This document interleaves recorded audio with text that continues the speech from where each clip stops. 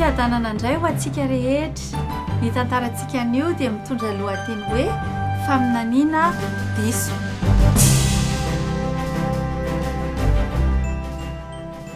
Tamin'ny taona 1995 dia hoy Velpo dia dokotera-mpanidy malaza ka hoy izy nofinofy izany hoe alana ny fanaintainana rehefa hodidiana dia tokony ao an-tsainy marary foana fa ny antsy sy ny fanaintainana dia teny rotsy misaraka mihitsy.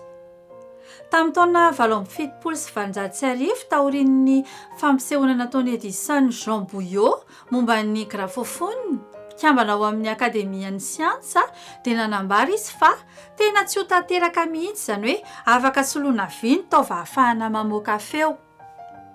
Thomas Edison koa dia niteny tamin'ny taona 1970 fa andalo ny fikirakirana ny radio.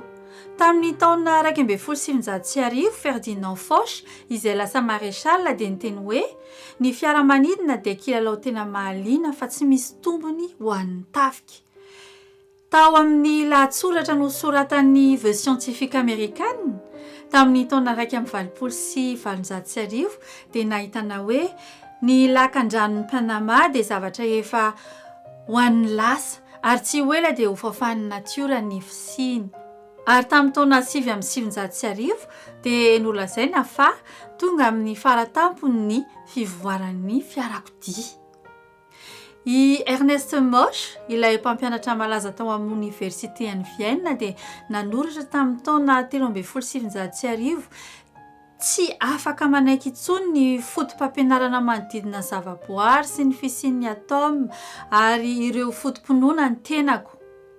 Lee Forest anisan'ny tena manampahaizana amin'ny elektronika dia niteny tamin'ny taona 1970 tsy ho tonga eny amin'ny volan'izany mihitsy ny olombelona na inona fivoaran'ny siansa.